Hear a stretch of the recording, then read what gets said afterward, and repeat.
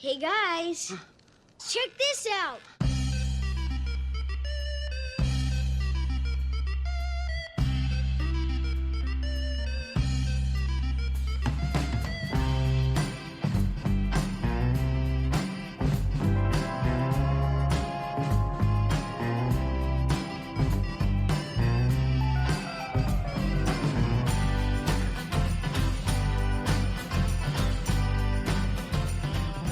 Hello, and welcome to Check This Out, a podcast where we take an analytical view of the media that appeals to us as individuals and why.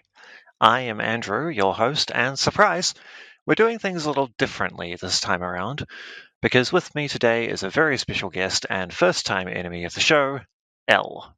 If you would, please introduce yourself and tell us a bit about you. Hello! Yes, I am L. I am a video game participant. I wouldn't necessarily call myself a player or enjoyer of video games. They tend to happen around me. And I occasionally do some podcast-related things, it's a little bit weird. It doesn't seem like something's a bit wrong with my head. I can't seem to remember it. Oh, well. I'm sure it'll come back to you eventually. Now, for a change, you're the one bringing something to the table that you enjoy and are passionate about. Could you describe it in your own words? I will attempt to do so. Because, by God, it's got a weird way of describing it. I have brought to you Let the Blood Run Free, which is a very Australian melodrama comedy improv sketch thing. It's It's a like, hell of a descriptor. yeah, it's like if you take any of those classic soap operas and turn up the ridiculousness, like to about 12, and make it an improvised comedy. Huh. Yeah. Okay. So I have my prepared list of questions designed to delve a bit deeper into why you enjoy this particular show, if that's all right. Oh yeah, I think I can be a bit fast. Only a little. All right, question one. Imagine I was someone who knows what media is but has never experienced any. Never read a book, seen a movie, heard a song, anything like that. How would you explain Let the Blood Run Free without comparing it to something I wouldn't have heard of? Let the Blood Run Free is a very comedic look into what people think drama should look like. It is very, I guess. Now I know why this question's so hard for a lot of people. But yeah, I know it evolved off a stage show production, and it keeps a lot of that sensibility with it, despite being a televised product. So it does have a lot of like loose form to it, although still keeping like some of the production values. So it's theater kid TV? Yeah, it takes someone who enjoys, playing with the props instead of actually doing a play, and give them money and say, "Go do something." All right. Yeah, I definitely get a certain impression from that. Question two. Consider the following scenario. Our positions are reversed, and I'm the guest on your immensely popular and award-winning podcast, which is usually how this show goes, but I digress. You've just posed that first question to me, and I answered it with your exact words. What stood out to you the most? The fact that it has so many variable descriptors. Like, Oh, yeah. it should be at least easier to narrow down into one genre. Except this one isn't. Because it does a little bit of everything? Yeah, except without a lot of what would classify it as like a higher rating sometimes. Like Oh, there yeah. aren't really any sex scenes or anything like that. But it does go out of its way to kind of earn a higher rating than I think it needs. Well then. All right. Question 3. What about this made you first investigate it? Did the advertising pique your interest, or a view from someone you know, something else entirely? This was, I can blame it entirely on my dad. He has like the very classic British comedy style, Yep. like I know very that style. Python-esque. Just the very, even like the very dry, flat wit. Yep, that classic British delivery. Yeah, exactly. And I don't know why he thought this was appropriate then, because it seems to be the exact opposite. I mean, how long ago did you first see this?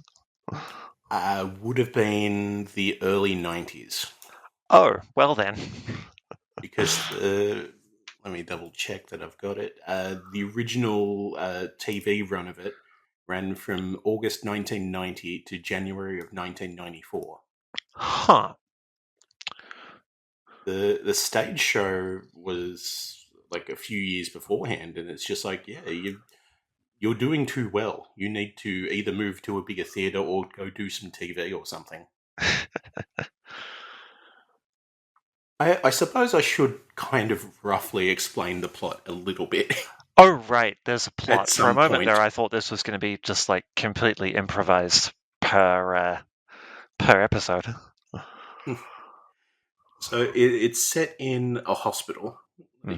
like medical drama series, Yep, yep. uh, basically centered around a nurse on her first day. Except there's also two doctors that are in love with her. The matron who basically runs the operations has decided that she wants to own the hospital, so kills off the administrator in Oh, basically the first scene. well then. That's certainly one way to open a series. The orderly is in love with the other nurse, who is just very obsessed with her own image and is described as terminally short. But then the murder of the administrator brings along a detective who is trying to like find out what happened, with an axe murderer on the loose who's out to just ruin everyone's relationships.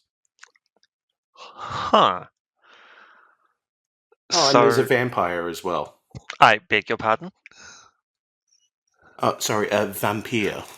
The question stands, that how did a vampire get involved? Because she ended up getting admitted to the hospital because of low blood pressure.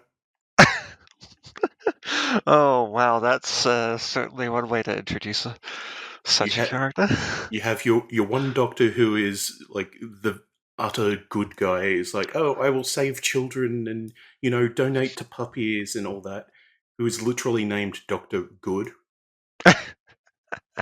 And then you have your other main doctor, who is like a very skilled surgeon and all, but wants to sleep around and play golf rather than do anything and just climb the chain.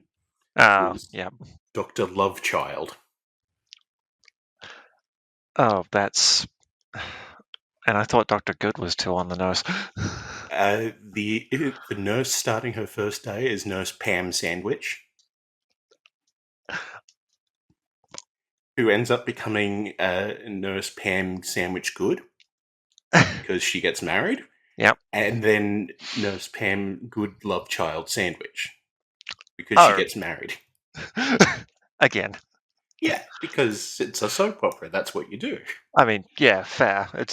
Admittedly, it's been a while since I've seen a soap opera, or at least a good one. Yeah. Uh, Oh, and the matron is Matron Dorothy Conniving Bitch. oh wow, that's. I see by this point, all pretext of subtlety just goes out the window, eh? Yeah, and she has like I think it must be like a foot long nails, That like can't be healthy. to act like a witch. Oh. Yeah, and then she sneaks behind everyone, going sneak, sneak, sneak, like very audibly. Ah, yes, the Kronk approach. Yeah, it's just it is that level of absurdity the whole way through. It starts off like ridiculous and gets worse. So I'm going to revise my initial impression to instead be something along the lines of a parody soap opera that you would see on like a talk show or Saturday Night Live or something, but played a bit straighter. Would that Kind be of. accurate? Yeah, it's like when they were doing the stage show, it was legitimately, we're going to pause the scene right here. Audience members, shout out something for what we'll do next. And they ran with the scene from there, which was weekly for about a year. And it was like a continuous storyline, so people kept coming back. Yeah, nice. They couldn't exactly do that with the televised version, though, could they? You think so, except it is technically one of the first interactive TV series ever made. Huh. Because when they would release the new episode, they'd have a scene at the end of each episode. It's like, oh, what will happen next? Will Dr. Good save the life of the innocent orphan? Like all that, and have Yeah. voting options. You could call the phone number and say, yes, I want to vote for this one to happen. Fascinating. I don't think I've ever seen a show that ever did that. I think the closest I've seen other than this is like Big Brother or something, where it's like, oh, vote for who you want kicked out of the house. I'm Oh, like, yeah, that's like your I standard don't reality care. show type deal. Yeah, exactly. But that's not exciting. That's just drama for its own sake. Oh, I'm reading like the Wikipedia synopsis, and there's so much I keep forgetting. Oh, yeah, of course, because, I mean, have you been rewatching it recently? I keep meaning to. I've mentioned it in passing a couple of times, but it's like so far it's evaded my focus. Yeah, I get you. The axe murderer is Bill Schwarzenham and Eggenberger. Oh, wow, that's certainly a name. Uh, Pam and Dr. Good are brother and sister after they get married, and Pam announces that she's pregnant I'm sorry, what? because it's a soap opera. I mean, yes, but So, I what mean, the... it does like show some graphic type stuff, like not ridiculous. It's a comedy. Yeah. They don't shy away from the fake blood and picking up the person's skull that's in their stomach while the head's still on the table and throwing Ugh. it over their shoulder and all that. Trying to revive someone's heart by picking up a fake leg and just beating it over the head with them.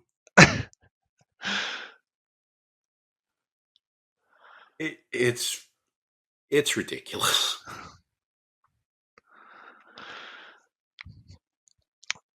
Now, you mentioned voting on things that could happen in future episodes, which is an excellent tie-in to question 4 here.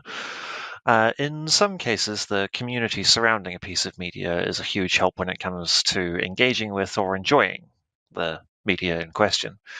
As far as you know, is there a recurring or persistent community around this show that you're aware of? What are they like? As far as I know, I am the only person on Earth who has ever heard of this show. The DVDs are remarkably out of print. They obviously, fell out of public eye in the 90s. I So mean, no, yeah, that makes sense. it has been added as a historical artifact to the National Film and Sound Archive. Because apparently it's a very important piece of Australian media, but no one seems to know it. I imagine there's still some people who were influenced by the original stage production that are doing something, because you can't be that popular as a comedy act and not have some impact. Yeah, although it was 30 years ago, so that's Yeah, just... how long ago was Monty Python? Oh, yeah, excellent point there. Hell, I hear some people still think this Shakespeare guy is pretty popular. Oh, yeah, that guy, that old hipster. Or Uh, even like you have your like cash grab piss takes of like Pride and Prejudice and zombies. oh, I saw Pride and Prejudice on social media at the library recently. Yeah, That was a hell of a thing. some things just have an impact. Yeah. This I don't think is one of them. I mean, it certainly had an impact on you. Yeah, but I am a very well documented freak at this point. Would you please stop being mean to my friend? Never. Not until they stop deserving it. Well, self-deprecation aside, next question. There are many aspects of media that resonate differently with different people. What about this in particular is, well, your favourite? Something you go back to on a regular basis? There is one scene in particular that is like my favorite part of all, like the entire 2 seasons that it ran. 4 years, 2 seasons. That's all it ever got. Wow. The detective is starting to investigate everyone. Detective Inspector Slabab, because his name is spelt Slabb. Ah, They pronounce the second B separately. so ordinarily it would be slab, Yes. but not in this case. Yeah. And he starts investigating Dr. Lovechild, and he doesn't want any part of it and tries to run, just feeling guilty about something in just generically. He's like, you must be the murderer then.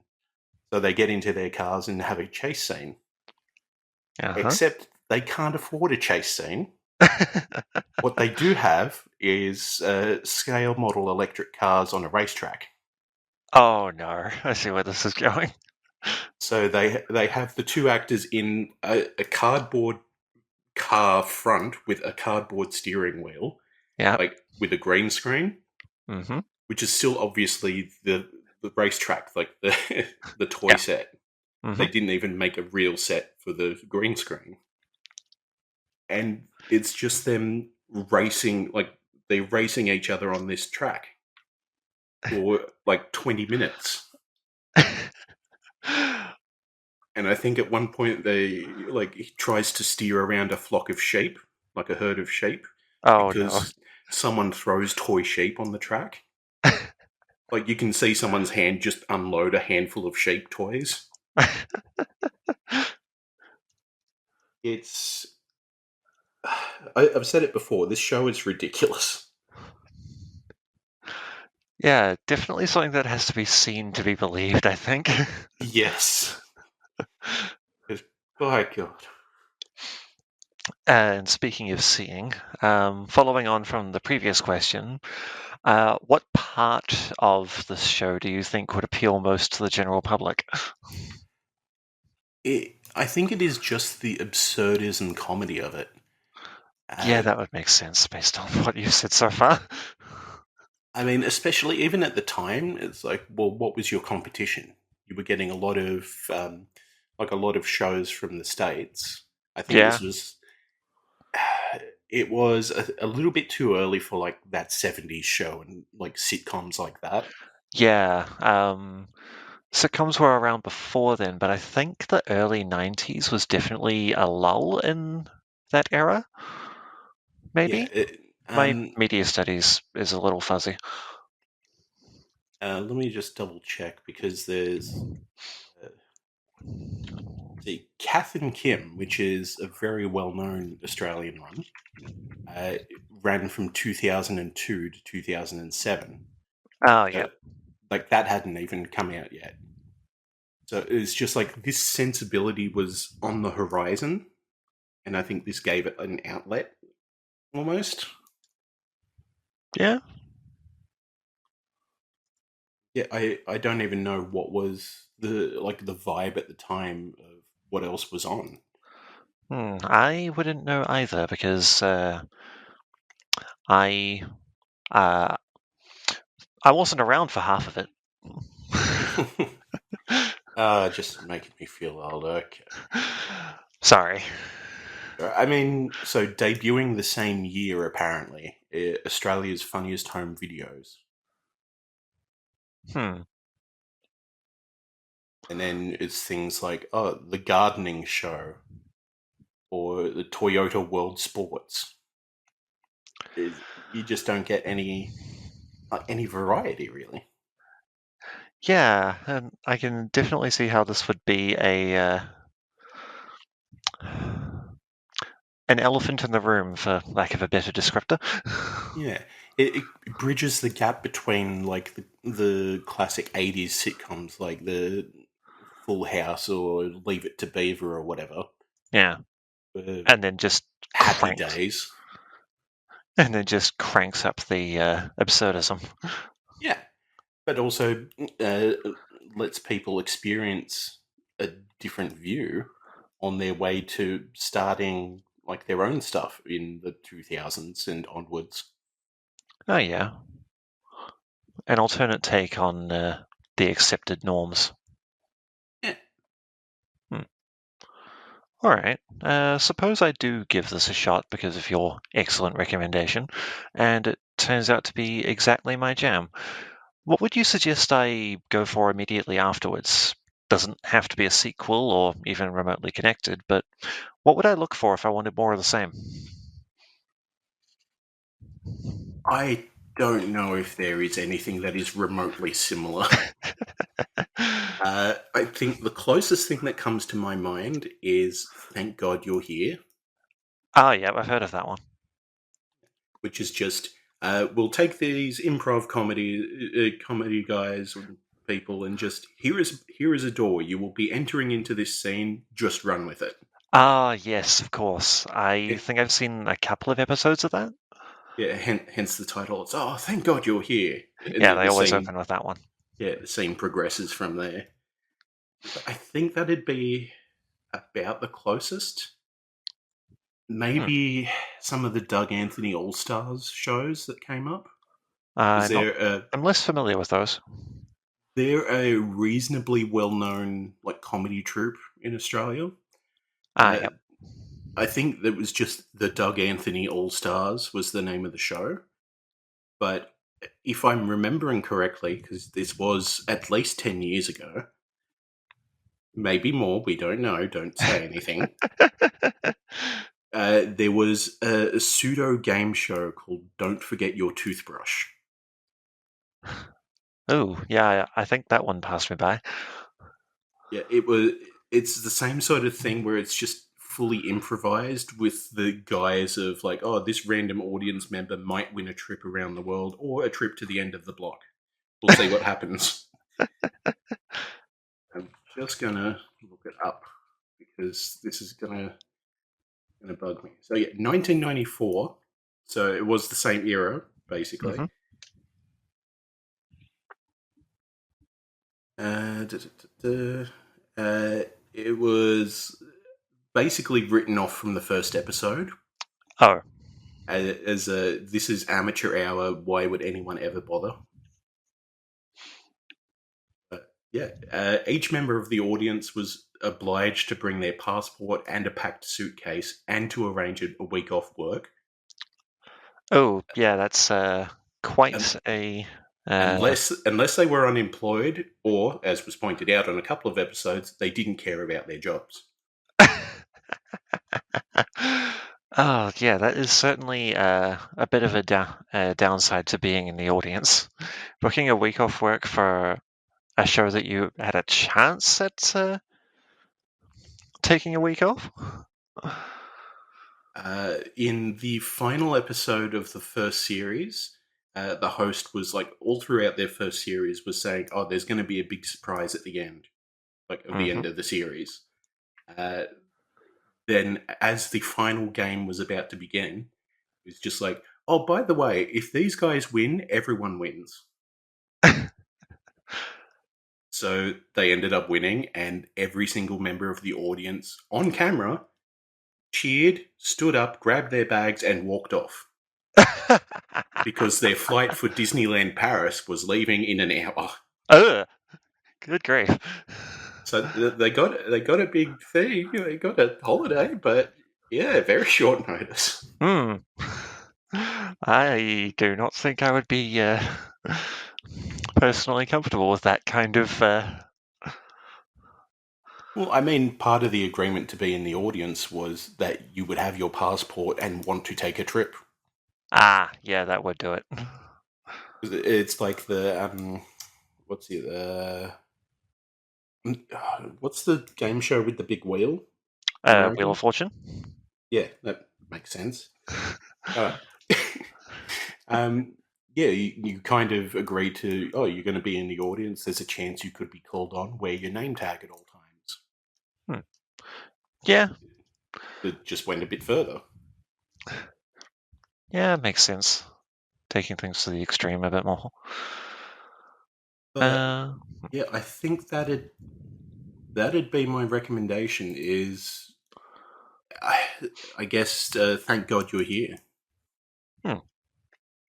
But the others as well, if that sort of description that I loosely managed to piece together off bits of words in my brain, it intrigued you at all. I know that feeling. Yeah.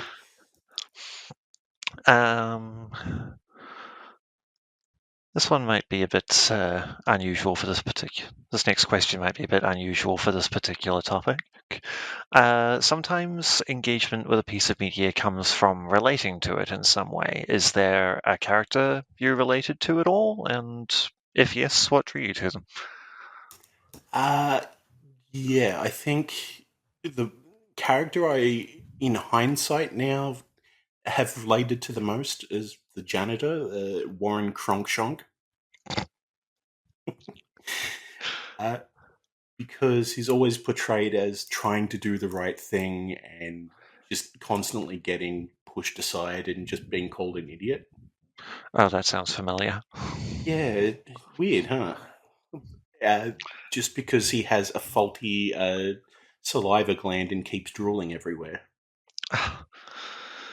Well, I guess he wouldn't be out of work. Yeah, it's just constantly mopping. That's half the joke. But then every time he speaks, he's like, hello. Yeah. He's got to get rid of the excess saliva. Oh, yeah, of course. Until like they offer to fix it. And he's like, nah, this is who I am. Don't bother changing me to suit your needs.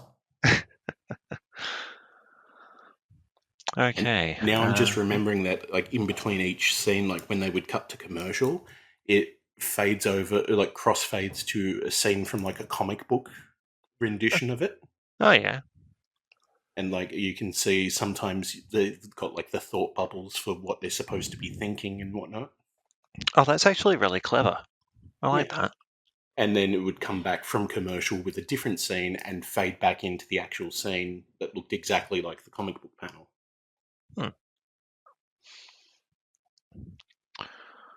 Okay, now for another weird one.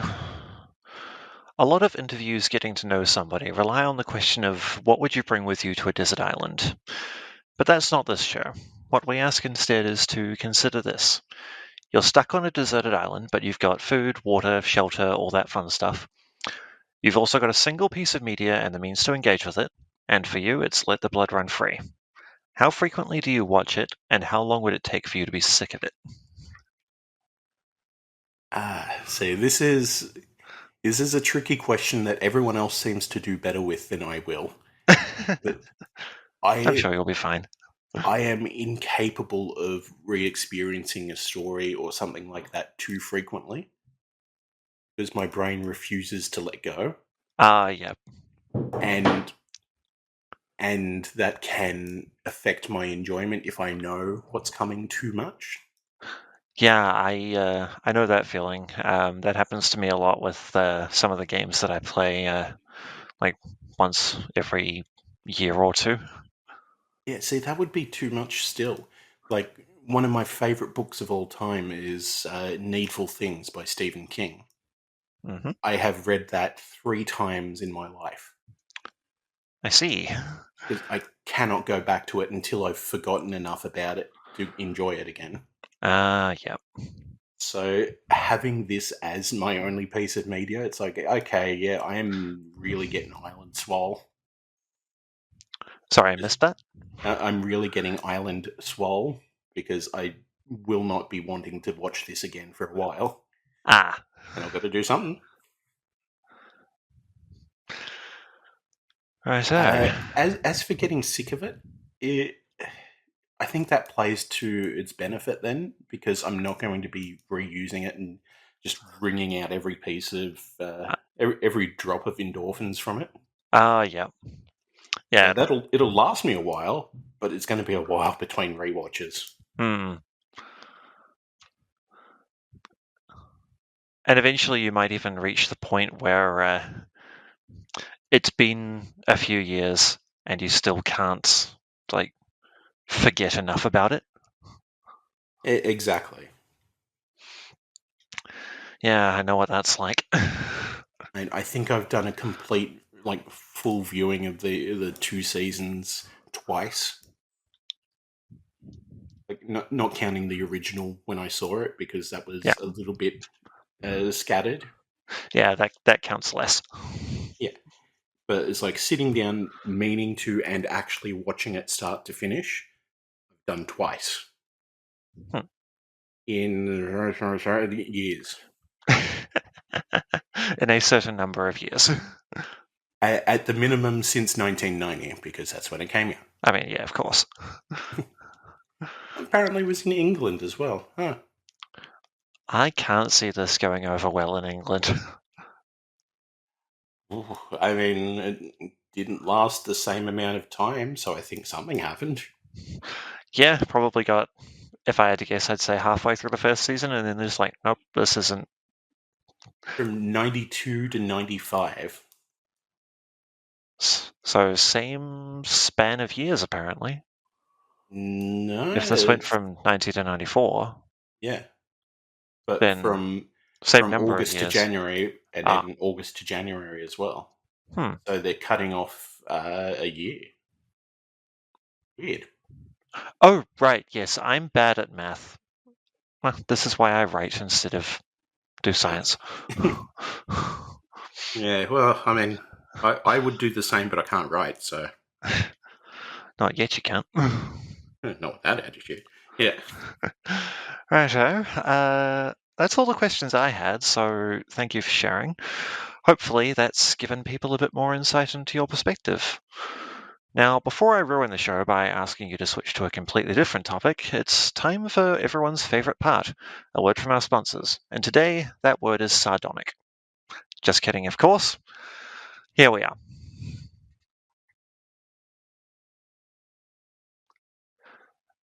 Sponsors. Where would we be without you? Many places, I'm sure. Oh, they're just so good, aren't they? I know, right? Buy Now, several, unless it's the army or the casino. Then just don't. agreed. Or crypto. Fuck crypto. I haven't gotten any crypto ads yet that I know of, but yes, I agree entirely with that sentiment. Don't even crypto ones. Mm-hmm. Onto a better note, hopefully. I hear that you looked into the recommendation from last episode's enemy of the show and self-proclaimed smooth brain, Mia. They spoke with you about walking with dinosaurs. What did you think? It's interesting. You can definitely see where it has the BBC stylings of a serious documentary, and I I assume there is enough science behind it that they can feel like they're getting the right stuff out rather than just making things up. I can't imagine how specific they can get. Yeah, that's a very I'm somewhat familiar with it myself, and it's definitely a subject that's that a lot of people wish they could properly research, I imagine, because a lot of stuff about that time period is very hypothetical. Yeah, and we know now that the things they show are quite outdated. Yeah, Example. sorry, such as? No, I mean, Oh, for example, the things are very outdated. yep, I get you. But it's just like that was accepted at the time, and the CGI has definitely not aged well. I don't know if it held up at the time. Ooh, yeah, that would I think they put a used a damper on things. puppet for one scene in the first episode, And but then went after straight to that, CG after that. yeah, and it's like it didn't even last I think it didn't even last the scene, to be honest, let alone Ooh, the episode. But yeah, it stands out a lot. Um, it still has the whole, oh, we're going to play the right music at this time to make you feel sympathy when you may not have. oh, I hate that. Yeah, well, it's just like, oh, the hungry dinosaur will go without a meal. Sad violins. Just like, oh, I didn't care about this guy because he killed someone else, but now I feel bad. Yeah, I hate it when they do that. That just bothers me for several reasons. But we don't have time to unpack all of that. I I can still see it being interesting and fun for children up to a certain age, Yeah, but I think I'm fairly confident I watched a bit of the show when I was a lot younger. not as a be all and end all. It's definitely a Kickstarter point. Like, if this interests you, go and learn things. Yeah, that makes sense. Especially more nowadays when everyone is just like, oh, well, yeah, no, it's completely inaccurate. But still. Yeah, they could even amend it to like, hey, if this interests you, go learn the real stuff. Yeah. But I think overall, I would give it a 2 out of 5. Ooh, Like, that's a it's still enjoyable to watch, kind of. But it's just like, it's a little bit hard going to get past. yeah, makes sense. Now, before we wrap up the final ever episode of Check This Out for this recording session, and first time that I specifically have made that joke, could you please tell the audience where they might find you online and if you have anything to shamelessly plug? Yeah, so you can find me online by searching. I know that my name is difficult to find, even though it is very easy to spell. I am on Twitter at True Antitonic, and I am a cast member on Final Show Films, the actual play podcast series, along with several other people, including our mysteriously fine benevolent host. Are you on any of the? I know you're on some of the streams. Yes, I am currently on Lance of the Demon Core. Yeah, you're I not on think. any of the recorded podcasts. Anyway, Nope, I think I'm just on Demon Core for the stuff that we put out there. we should get you in more stuff. Yeah. You're cool and fun to be around. Oh, well, thank you. And you as well. Yeah. and And with and what with about that, yourself? oh, right, yes, of course, I am new to this podcast, so yes, you can find me on Twitter at writerraven_, and on twitch.tv/writerraven, where I've been streaming Final Fantasy XIV recently. Beyond that, as previously mentioned, I am on Final Show Films every once in a while. Currently only on the actual Player Lancer game, but always on the lookout for other opportunities. And with that, I am Andrew. Been ill. And this has been Check This Out, a podcast of media positivity. And remember, people who live in glass houses show a lot to their neighbours.